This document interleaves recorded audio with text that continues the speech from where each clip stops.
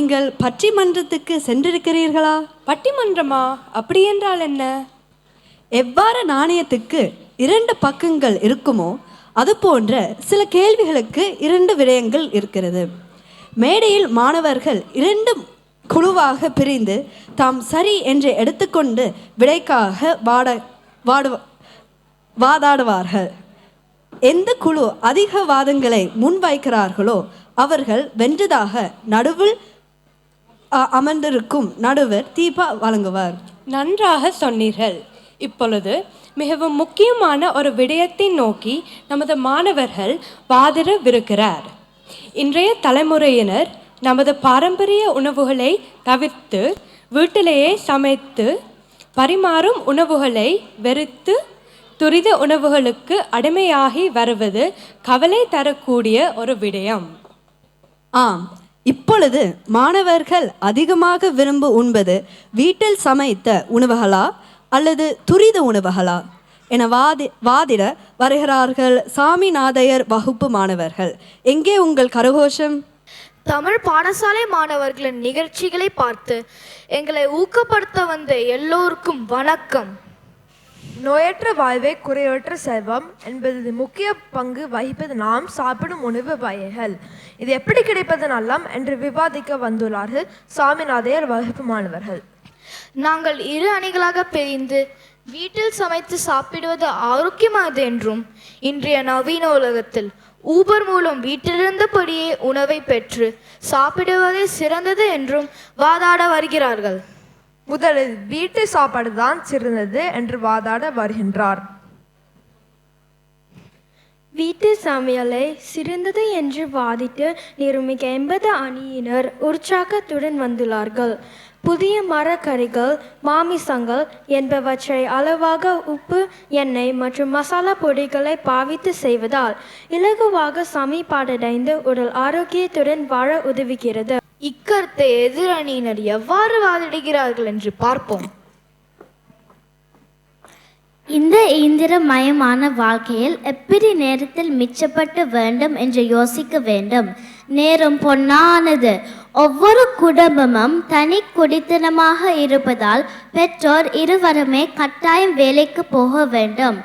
அதனால் வேலையில் இருந்து களைத்து போய் வந்து வீட்டில் பொருட்களை வாங்கி வந்து சமைப்பது என்பது முடியாத காரியம்.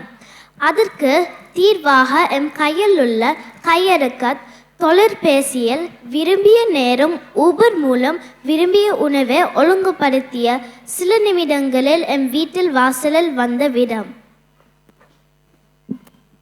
நீங்கள் சொல்வதை கேட்கும் போது எனக்கும் நல்லது என்று தோணுகின்றது. இவர்கள் என்ன சொல்ல போகிறார்கள் என்று பார்ப்போம். அற்பனுக்கு வாழ்வு வந்தால் அடுத்த ராத்திரியில் கொடை பிடிப்பான் என்று பல மொழிதான் அவர்களின் நிலை. கஷ்டப்பட்டு ஓடி ஓடி உழைத்து அதில் வேண்டும் உணவுங்கள் பிள்ளைகளனதும் உங்களதும் ஆரோக்கியத்தக்க சிறந்ததா என்று ஏன் யோசிப்பதில்லை? வீட்டில் சமைப்பதால் சுடு சுடு சாப்பிடலாம். கடையிலிருந்து எத்தனை மாதத்துக்கு முன் சமைத்து அதனை குளிர் சாதன பெட்டியில் வைத்து பின்பு சூடாக்கிவிட்டு அனுப்புகிறார்கள். அதைத்தான் எதிர் அணியினர் உச்சி கொட்டி சாப்பிடுகிறார்கள். அப்படிய விஷயம். இப்ப நான் கடை சாப்பாடு எப்படி என்று இவர்கள் சொல்லி தெரிகிறது. இதற்கு என்ன சொல்ல போகிறார் என்று பார்ப்போம். எதிரணியினர் சொன்ன மாதிரி மாத கணக்கில் சமைத்த உணவை விற்பனை செய்ய இந்த நாட்டு சுகாதார அதிகாரிகள் கையை கட்டி கொண்டு பார்த்து கொண்டு இருப்பார்களா? என்ன இவர்களின் வாதம்? கதைக்க வேண்டும் என்பதற்காக வாய்க்கு வந்ததெல்லாம் கதைக்க கூடாது. வீட்டில் சமைப்பதால் வீட்டில் எத்தனை பிரச்சனை. எல்லோரையும் அதை செய் இதை செய் என்று வேலை வாங்குவார்கள். அவர்கள் சொன்ன மாதிரி செய்தாலும் ஒரு பிழையை பிடித்து கொண்டு அது சரியாக செய்ய தெரியாது என்று பேச்சு வேண்டி அன்றைய நாள் கூடாத நாளாக போகும். அப்படி கஷ்டப்படாமல் எல்லோரும் சந்தோஷமாக விரும்பியதை விரும்பிய நேரம் ஒழுங்குபடுத்திவிட்டு இருக்க வீட்டை வந்திடும். அதை அப்படியே எடுத்து சாப்பிட வேண்டியதுதான். இவர்கள் சொல்வதை கேட்கும் போதுதான் தெரிகிறது குடும்பங்களில் சமைப்பதால் தான் பிரிவு வருகிறது என்று. அவர்கள் சொல்வதை கேட்டு ஊபர் ஆர்டர் பண்ணால் குடும்பங்கள் ஒன்றாய் சேருமாம். இப்போது விவாதம் களை கட்டுகிறது. நீங்கள் உங்கள் வாதத்தை தொடருங்கள். நீங்கள் சொல்வது போல வீட்டு தேடி சாப்பாடு வரும், ஆனால் அத்துடன் ஆபத்தும் சேர்ந்து வரும். சாப்பாடு போத்திகள் பிளாஸ்டிக் அல்லது ஈயத்தால் பொதி செய்து அனுப்புகிறார்கள். அதனால் மாற்ற முடியாத நோய்கள் வரும். இது பற்றி அவர்களுக்கு புரியவில்லை. வீட்டில் சமைப்பதால் சுவையொட்டிகளை குறைத்து மூலிகளை பாவித்து செய்வதால் கோவிட், புற்றுநோய், இதய நோய்கள் வரவிடாமல் துரத்தலாம். இதெல்லாம் கொரோனா காலத்தில் தெரிந்திருக்கும். இதெல்லாம் மறந்துவிட்டார்கள் போல. ஒவ்வொரு மூலிகைக்கும் ஒவ்வொரு மருத்துவ குணம்.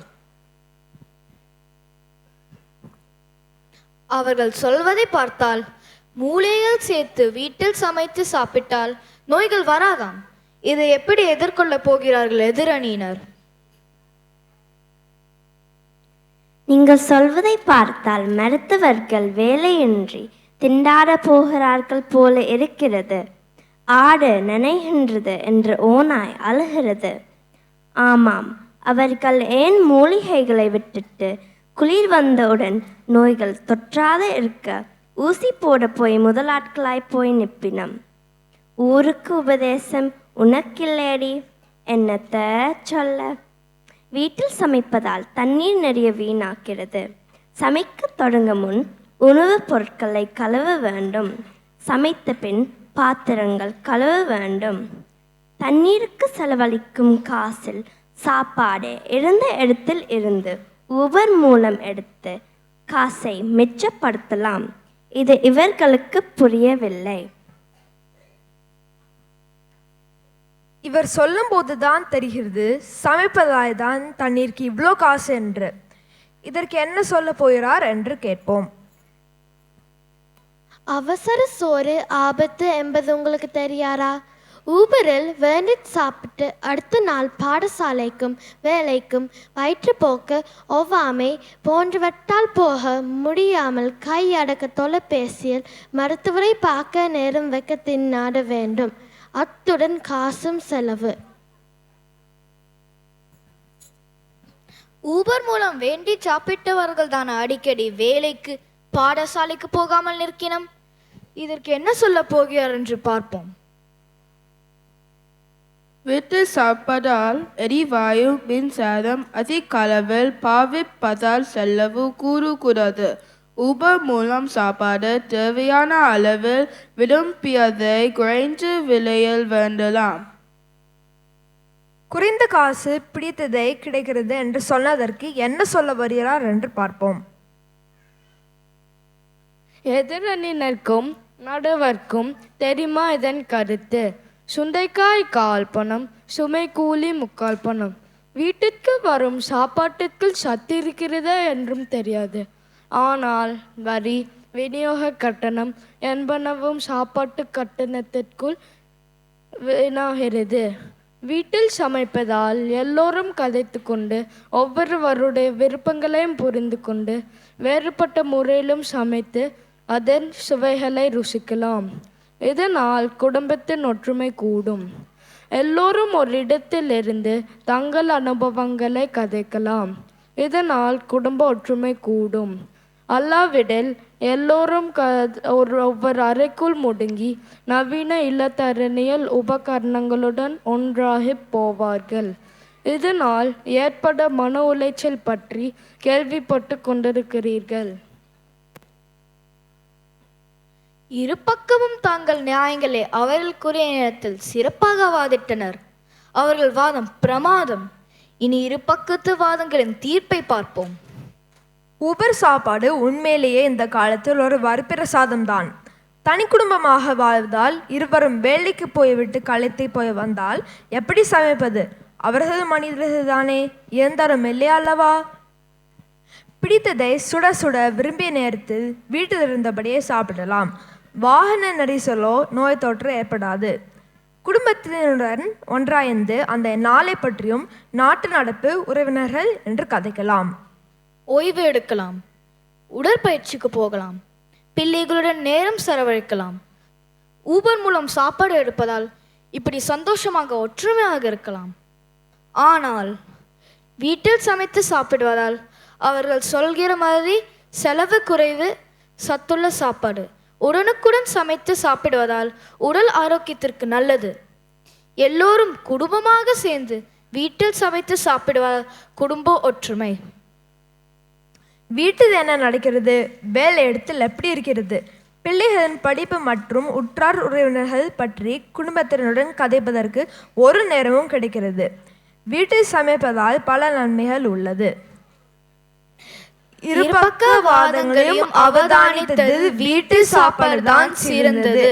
இரு பக்கத்தினரும் நன்றாக வாதாடி உள்ளார்கள். நன்றி, வணக்கம்.